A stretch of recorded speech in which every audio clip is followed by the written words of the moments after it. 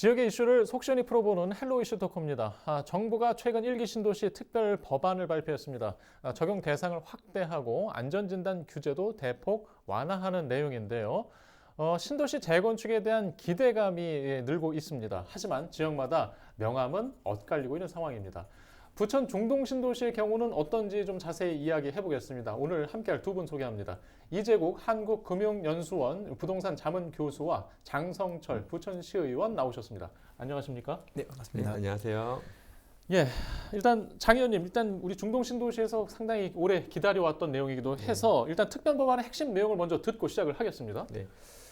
네, 일단 그 부천시 신동동 지역구를 제가 지역구로 하고 있는 의원인데요. 굉장히 기다렸던 법이 발표가 됐습니다. 먼저 이제 특례 지원 사항에 대해서 굉장히 궁금해하시는 부분이 많은데 첫째가 이제 안전진단 면제입니다. 기반시설 확충 등 공공성이 확보되는 특별 정비구역에 지정되는 경우에 안전진단이 면제되는 게 가장 큰 어떤 변화고요. 그리고 또 둘째가 용적률 상향입니다. 종상향 수준의 용적률 상향인데 2종에서 3종 준주거 지역 상향 시 용적률이 300%까지 향상되고요. 또 역세권 등 일부 지역은 용적률이 500%까지 상향이 가능합니다. 좀 이렇게 안 와닿으실 텐데 300%라고 하면 예를 들어서 아파트로 한 35층 정도가 해당이 되고요. 500%라고 하면은 한 50층까지 지을 수 있는 거를 얘기를 합니다. 현재 중동 신도시의 용적률이 226%인 거를 감안을 하면 재건축 사업성이 많이 개선된 것으로 보입니다. 네. 예. 교수님, 지금 이제 재건축 활성화를 유도하는 그런 정책 내용으로 볼 수 있겠죠? 당연하죠. 뭐 이원 그 큰 그림 자체, 즉 화두를 던졌다라고 볼 수가 있겠고요. 재건축이 좀 더 그 관심도가 높아지고 또 좀 더 속도가 빨리 갈 수 있는 뭐 중요한 어떤 계기가 되지 않았나, 출발점이 되지 않았나 생각이 듭니다. 예. 그리고 말씀하신 것처럼 뭐 이렇게 최근에 재건축에 대한 부분은 안전진단에 대한 부분이 조금 까다로웠고요. 또 3종 일반 주거 지역의 용적률이 한 300%로 제한되어 있다 보니까 수익성이 좀 약한 단지들은 추진이 어려웠는데 이번에 대폭 완화하고 신속하게 추진한다라는 어떤 큰 정부안이 상당히 재건축을 활성화할 것으로 예측해 봅니다. 예. 장 의원님, 지금 이제 네. 특별 법안 이제 발의와 처리를 앞두고 있는데 지금 주민들 의견 청취를 그동안 했어요. 지자체도 맞습니다. 그렇고 정부도 네. 그렇고. 네. 그 사이에 우리 주민들이 원했던 것들이 좀 반영됐다고 봐야겠나요? 네, 그래서 지금 얼마 전에 이제 1월 31일이었죠. 얼마 전에 이제 경기도에서 주관한 1기 신도시 재정비 주민 설명회가 있었습니다. 그 자리에 저도 이제 참석을 했었는데요. 주민들이 가장 원했던 것은 일단 어떻게 부천시가 로드맵을 가져갈 것인가 하는 부분이었는데 이 부분에 대해서는 아직 명확한 답을 주지는 못했고요. 또 주민들이 원하는 어떤 부분에 대해서 이제 답을 해야 됐었는데 그때 마침 이제 우리 부천시장께서는 일정상 참석이 어려우셔서 주택국장이 대신 질문에 답변을 해주셨습니다. 당시에도 용적률이 어느 정도 상향이 되느냐 그리고 또 안전진단을 통과할 수 있느냐에 대한 질문이 주를 이루었고요. 이 부분은 이번에 특별법에 많이 반영이 돼서 그런 부분들은 해소가 됐다고 볼 수 있습니다. 일부 의견으로는 재건축과 리모델링이 아니더라도 노후된 주거 환경을 개선하는 공동주택 관련 지원금을 확대해달라는 의견도 좀 있었고요. 이번에 노후 개시 특별법을 살펴보면 주민들께서 요구하셨던 내용은 대체적으로 반영되었지만 현실적으로 얼마나 빨리 이루어질지에 대한 시기적인 부분, 또 선도지구의 지정에 대한 부분, 이주 대책에 대한 부분은 부천시가 앞으로 답을 주어야 할 숙제라고 할 수 있겠습니다. 예. 일단 이번 내용에서 또 처음 관심을 보았던 것이 원래 그 재건축 연한이 30년이다. 뭐 이런 익숙한 표현이 있었는데 이번 정부 발표 내용에는 1기 신도시 대신 노후 계획 도시라는 표현을 썼고 또 재건축 연한에 대해서 20년이라는 또 표현을 썼단 말이죠. 또 그 크기의 규모도 100만 제곱미터 이상의 그런 면적. 자, 이렇게 되면 재건축 대상이 상당히 늘어나는 거잖아요. 그렇다고 봐야 되겠죠. 예. 기존에 우리가 재건축이라고 하는 건 정비 사업하고 연관이 되어져 있어요. 그 정비 사업에 대한 것은 도시및 주거환경 정비법에서 이것들을 규제해 왔었는데 이번에는 신도시에 관련된 1기 신도시의 재건축에 대한 재정비 특별법이라는 걸 통해서 조금 기존에 있는 도시정비법, 도시주거환경 정비법에 대한 약간의 좀 차별화된 어떤 법을 만들어서 좀 더 다양하게 아마 재건축을 추진하겠다라는 의지가 있는 것처럼 보입니다. 예. 일기 신도시를 노후 계획 도시로 이제 모습을 바꾼 걸 보면 뭔가 형평성 아니면 뭐 어떤 이유에서 그렇게 시도를 했을까요? 뭐 일단은 범위 자체가 그 딱 신도시만 했을 때 문제점이 있겠죠. 왜냐하면 그 재건축 단지라는 건 주로 신도시의 주로 공동주택, 즉 아파트나 연립주택을 대상으로 하게끔 되어 있는데 어떤 그 특정한 신도시의 범죄만 넣게 되면 주변의 인근의 예컨대 뭐 구도심 쪽과 혹은 예. 또 신도시에 연접되어 있는 곳에 약간의 어떤 그 차별성 이런 것들도 어떤 공평성 예. 이런 것들이 좀 어긋나면서 주민들의 동의를 얻는 과정이라든지 추진해 가는 과정에서 좀 문제가 발생할 수 있기 때문에 조금 범위를 좀 넓게 잡지 않았나 예상이 됩니다. 예. 재건축 연한을 20년 이상으로 표현한 것들은 좀 너무 확대한 게 아닌가 싶기도 해요. 사실 근데 도정법에서 예전에 예. 우리가 그 재건축을 할 때 연한 자체가 20년 이상이면 예. 가능했던 적도 있었고요. 예. 지금 현재 그 서울시 조례 같은 경우를 보면 20년에서 30년 사이에서 서울시가 조례로 정할 수 있게끔 되어져 있고 지금 현재 정해져 있는 건 30년으로 되어져 있습니다. 뭐 이렇기 때문에 아마 조금 뭐 단축되는 느낌은 있습니다만 그럼에도 불구하고 전체의 어떤 그런 예. 신도시들을 한꺼번에 또 블록별로 이렇게 추진하려고 하다 보면 섞여 있는 어떤 일부 단지가 20년이 되지 않게 되면 그로 인한 또 이렇게 통합 내지는 또 이렇게 같이 공동으로 하기가 어려워지는 부분도 아마 충분히 정부에서 고려해서 이러한 연도를 좀 더 그 기간을 좀 단축시키지 않았나 뭐 추측해 봅니다. 예. 부천도 이제 중동 신도시뿐만 아니라 네. 그러면 뭐 기본 계획을 수립하는 과정에서 범위 지역이 훨씬 넓어질 수 있겠는데? 그렇죠. 예. 일단은 이번에 이제 해당되는 지역이 이제 특별법에 적용되는 부천 중동 신도시 구역의 면적이 약 541만 제곱미터고요. 조금 이해하기 쉽게 단지수로 설명을 드리면 한 45개 단지가 네. 해당이 되고 있습니다. 뭐 용적률 평균이 226%로 되어 있어서 층수가 뭐 한 15층에서 한 25층 정도까지 이제 그 정도로 분포가 되어 있는데요. 인접한 원도심 지역의 이제 면적은 이제 시행령에 담겨질 예정인데 만약에 구역 면적이 5% 이하일 경우에는 약 27만 제곱미터 정도로 보입니다. 그래서 전체적으로 부천의 적용 대상 지역이 전체 면적은 한 568만 제곱미터가 될 것으로 보이고 있고요. 뭐 이 지역이 이제 어디가 개발될지 뭐 그런 것들은 조금 더 앞으로 상황을 좀 지켜봐야 될 것으로 보이고 있습니다. 예. 일단 용적률 500%까지 상향한다라는 말이 워낙에 네. 앞에 제목에 많이 달려서 보시는 주민들은 뭐 모두 그렇게 올릴 수 있는 거냐라고 오해하실 수도 있을 것 같아요. 맞습니다. 사실 예. 이제 그런 내용은 아니고 네. 뭐 가장 높은 곳은 500%까지 용적률을 그렇죠. 적용한다 이런 내용인데 좀 자세히 좀 이해할 필요가 있을 예. 것 같아요. 그래서 지금 특별법에 보면은 노후 계획도시 용적률이 300%에서 역세권의 경우에는 500%까지 높일 수 있도록 하고 있는데 아까도 이제 말씀을 잠깐 드렸지만 300%는 아파트 35층, 500%는 50층까지를 대략적으로 볼 수 있고요.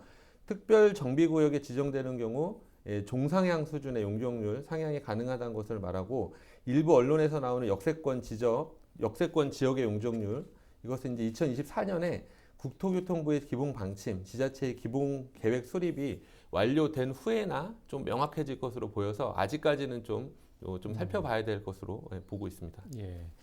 교수님, 지금 부천 중동은 일기 신도시들 중에서도 기본 현재 용적률이 226%로 상대적으로 사업성에 좀 불리한 지역으로 보고 있습니다.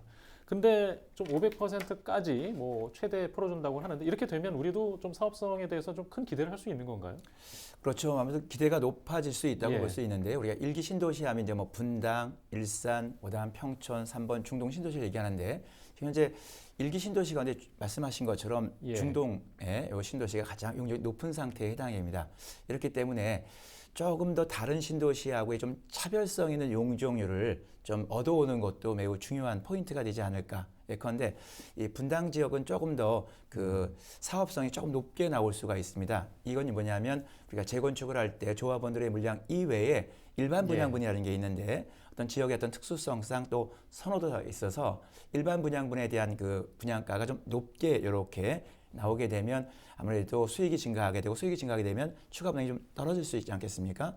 그런데 이제 이 중동 신도시 같은 경우는 분양가를 높였을 때 이제 분양에 대한 분양률도 한번 좀 고민해 볼 수가 있게 됩니다.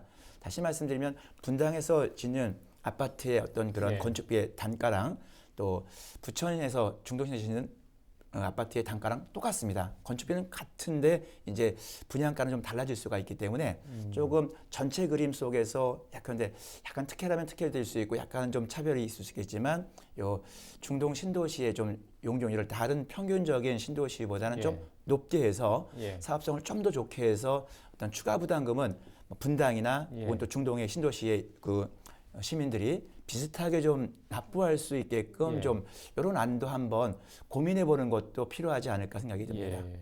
말씀 들어보니까 가능하다면 또 이런 건 정치권에서도 네. 열심히 해주셔야 될 일 맞습니다. 같네요. 네. 자, 일단 현재 상황에서 부천 지역사회에서 이 사업성에 대해서 좀 어떻게 전망을 밝게 보고 계신가요? 일단은 이제 뭐 분당, 일산, 평촌, 삼본 등 이제 4개 신도시에 비해서 중동 신도시 평균 운정률이 226%로 뭐 교수님 말씀해 주셨다시피 좀 높은 예. 수준이고 사업성만을 보면은 용적률을 뭐 마음 같아서 이제 500%까지 가져가는 게 제일 좋지만 또 주거 예. 환경이라는 게 용적률이 높아지다 보면은 또 과밀화되고 또 여러 가지 또 환경적으로 또 안 좋은 면도 생기기 때문에 이런 포인트를 잘 잡아서 기준을 정하는 게 중요하다. 이제 다만 말씀하신 대로 시민들이 분담금 같은 경우는 너무 많이 분담하면 안 되니까 주변 지역하고 이제 좀 다른 개발하는 지역하고 맞춰서 좀 가야 될 필요가 있고요. 그래서 이제 용적률만으로 사업성을 논하기는 좀 어려움이 있고, 이제 특별법의 각종 특례 사항 및 부담금, 또 이제 세제 예. 감면 등 다양한 지원책이 담겨 있습니다. 그래서 사업성 향상에 크게 기여할 것으로 보이는데, 이런 것들을 종합적으로 고려해서 앞으로 진행해 나가야 될 것으로 보고 있습니다. 예. 일단 재건축 규제 완화나 활성화에 대한 내용들이 좀 많이 담겨서 좀 이야기를 좀 하고 있는데요. 근데 뿐만 아니라 리모델링에 관련된 이야기도 좀 담겼었어요. 네, 맞습니다. 뭐 증축 시에 세대수 제한을 15%로 제한해 놨었는데 이걸 네. 좀 완화해서 한 20%까지 풀 맞습니다. 계획을 네. 했는데 정부에서 지금 부천은 이미 시작한 지역도 있고요. 맞습니다. 준비해온 지역도 있습니다. 맞습니다. 표정들이 어떤지 궁금해요. 일단 이제 세대수 증가 제한을 15%에서 20%까지 확대를 하면 사업성은 이제 예. 좀 개선이 되는 효과가 있는 건 분명한데요.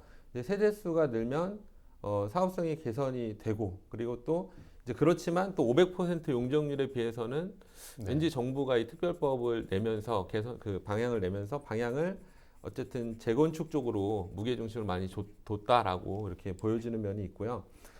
먼저 진행되고 있던 리모델링 사업장은 시기적인 부분에 대해서 이제 뭐 언제 예. 될지 모른다, 이런 부분이 이렇게 불확실하기 때문에 이제 우리는 간다, 계속 리모델링을 진행한다라는 게 반응이고, 지금 이제 뭐 주민 동의를 받는 입장에 있던 그런 곳들은 재건축 쪽으로 이제 방향을 선회할 가능성이 굉장히 좀 크다고 보고 있습니다. 아무래도 이 동의받기가 쉽지 않았었는데 더 좀 어려워지지 않았나 이렇게 생각이 되고요.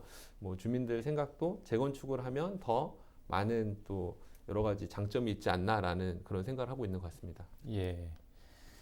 예, 일단 큰 계획이 필요한 상황인데 또 관심 가는 대목이 이제 행정 절차가 있잖아요. 행정 절차를 지자체장들에게 좀 많이 맡긴 것 같습니다. 네, 그렇더라고요. 기본 계획을 기초단체가 수립하고 네. 또 광역단체가 승인을 하고 국토부는 이번에 안전진단 면제 내용까지 포함하면 상당히 국토부의 개입이 최소화되는 모습인 것 같아요. 지금 교수님께서 보시는 이 부분의 어떤 과정이나 권한 변화들은 어떻게 보고 계십니까? 뭐 우리가 보통 상향식이라는 것이 네. 있고 하향식이라고 하는 것이 있는데요. 사실 상향식보다는 하향식이 바람직하겠죠.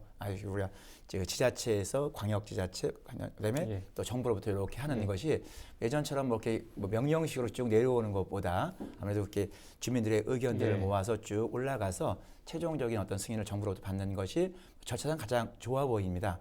그렇지만 이제 그런 과정에서 또 지자체의 어떤 그 능력, 예. 또 어떤 또 지자체가 상당히 또 해야 될 그 투자에 대한 어떤 그 준비하는 작업들이 많을 텐데 그런 것들이 원활하게 이루어지는 지자체가 있을 수 있고 또 그런 것들이 조금 부족한 지자체가 있을 수 있지 않을까 하는 의미가 있어서 예. 그런 부분에서 약간 좀 그 우려스러운 게 있어요. 그러니까 예. 기초를 잘 다져서 올려줘야 되는데 시간적 한계라든지 또 지자체의 능력이 좀 부족한 곳들은 예. 조금 우리가 좀 부실하게 계획을 짜서 올렸을 때 그게 또 승인받게 되면 잘못된 약간의 방향으로 갈 수도 있는 부분이 좀 우려되는 부분은 있다라고 볼 수가 있겠고요. 뭐 전반적으로 일단 뭐 상향식으로 가는 것이 일단은 바람직하고 좋은 제도라고 생각합니다. 예. 지역의회에서는 어떻게 보세요? 네.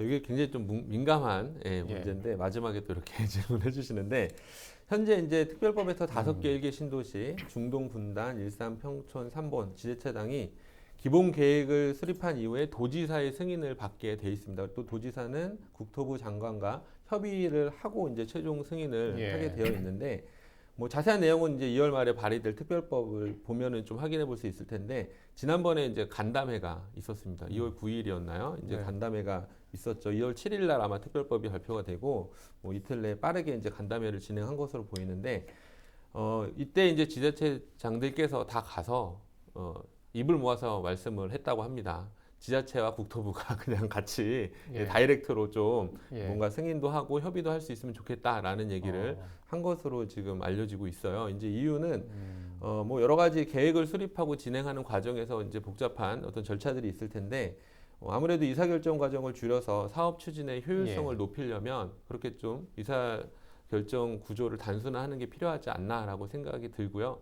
또 딱히 또 생각을 해보면 뭐 경기도에서 우리 지자체의 상황을 잘 알지 못하기 때문에 국토교통부가 정해주는 방향대로 또 잡아서 뭐 어떤 시의 지자체장들이 만들어 가는 게 더 맞는 게 아닌가라는 생각도 들고 있습니다. 네. 예. 일단 알겠습니다. 지금 교수님 또 이제 사업 권역이 범위가 좀 확대되는 계획이다 보니까 선택과 집중 뭐 당연히 필요한데 더 중요하게 됐어요. 뭐 선도지구 계획도 주목을 많이 받고 있고 어떻게 해야 될까요? 글쎄 뭐 선도지구 혹은 뭐 우리 예전에 보면 일기 신도시 만들 때 보면 시범단지 이렇게 해서 예. 이제 스타트를 끊으면서 뭐 천마을 뭐 이런 식으로 진행되는데 아무튼 이번에도 뭐 전체 뭐 지금도 아까 말씀하신 우리 그 장관님께서 말씀하신 것처럼 45개 단지나 되는 예. 광범위한 이제 부천시의 중동 신도시, 상동 신도시가 있는데 이런 것들을 아무래도 동시다발적으로 하기에는 여러 가지 뭐 문제가 예. 있겠죠. 특히 뭐 이주 문제도 있고 또 주변의 전세 가격 상승에 대한 부작용도 발생할 수 있기 때문에 그래서 말씀하신 것처럼 선도 지구에 대한 거, 그다음에 시범 단지 이런 것들을 좀 더 계획적으로 잘 세워서 예. 먼저 추진해보고 거기에 어떤 뭐 장점, 단점, 또 뭐 부작용 또 이런 것들이 발생할 텐데 그런 것들을 좀 보완해가면서 조금씩 한꺼번에 모든 걸 탁 정해놓고 막 가는 것도 좋지만 조금 하나를 샘플로 잡아놓고 좀 보완하는 어떤 역할, 수정하는 역할도 반드시 뒤따라야 되지 않을까 생각이 듭니다. 예. 장 의원님, 부천에서는 네. 좀 계획을 어떻게 좀 단계적으로 준비해야 네. 될까요? 이렇게 이제 대규모 개발이 동시에 일어나는 경우에 이제 뭐 어떤 주민들의 불안감이 많이 가중될 수 있습니다. 특히 이제 또 이주대책 수립에 대해서 뭐 많은 또 의문점을 가지고 예. 계실 수 있는데 사실 이제 이런 전체 시장의 불안정성을 조금 이제 잘 그 관리를 하려면 시에서 굉장히 커뮤니케이션을 잘하는 게 필요하고요. 뭐 공청회라든지 이런 거를 열어서 계속적으로 정책에 대한 부분을 알려줄 필요가 있습니다. 또 주민 참여, 시급성, 주변 지역의 파급 효과 등을 잘 파악을 해야 되고요. 또 선도지구를 지정해서 순차적인 개발을 해나갈 필요가 있습니다. 뭐 이제 조용히 부천시장께서 원희룡 국토교통부 장관과의 간담회에서 부천 대장 등 3기 신도시의 임대주택 입주 기준을 완화해서 1기 신도시 이주 대상자를 포함했으면 한다라고 제안한 걸로 이제 언론에 좀 알려져 있는데 뭐 이런 부분들도 조금 더 적극적으로 알릴 필요가 있고요. 또 어떻게 할 건지 좀 세세하게 좀 설명해 줄 필요가 있습니다. 1기 신도시 중동의 재개발 및 리모델링 사업을 원활하게 추진하려면 체계적인 계획과 꼼꼼한 대책 마련이 반드시 이제 시 차원에서 이루어져야 될 것으로 보입니다. 예, 교수님 한 답변 한 30초 정도 드릴 수 있을 것 같은데요. 부동산 시장에서의 이제 반응들은 어떻습니까? 일단은 뭐 호재라고 볼 수가 있겠죠. 예. 그러니까 대신 또 여러 가지 뭐 부작용도 있을 수 있지만 일단은 큰 그림을 그렸기 때문에 아무래도 긍정적인 시장 흐름으로 갈 확률이 매우 높다 이렇게 보여집니다. 다만 이제 요 중동 신도시만의 어떤 재건축이 특화됐을 때 뭐 주변에 예컨대 뭐 부천 외에도 뭐 부평이라는 곳이 있고요. 또 인천 광역시가 네. 있는데 이런 곳과의 어떤 또 형평성 문제가 좀 발생할 수도 있고 앞서 우리 장님께서 말씀하셨던 것처럼 가장 중요한 건 사업성도 물론 중요하긴 하지만 사업성에 앞서서 주민들의 어떤 의견들을 이렇게 모으면서 좀 더 삶의 어떤 퀄리티를 높이는 쪽의 방향과 함께 공유하는 어떤 사업성을 가지고 가면 좀 더 성공적인 그 계획들이 만들어지고 추진되지 않을까 생각이 듭니다. 네. 예, 정부가 곧 특별 법안을 이제 발의하고 의회에서 국회에서 또 처리할 텐데요. 의견 청취하는 시간은 아직도 남아 있습니다. 성공적인 재정비가 되기 위해서 모두 관심을 모아주시기 바랍니다. 시청해주신 여러분 고맙습니다.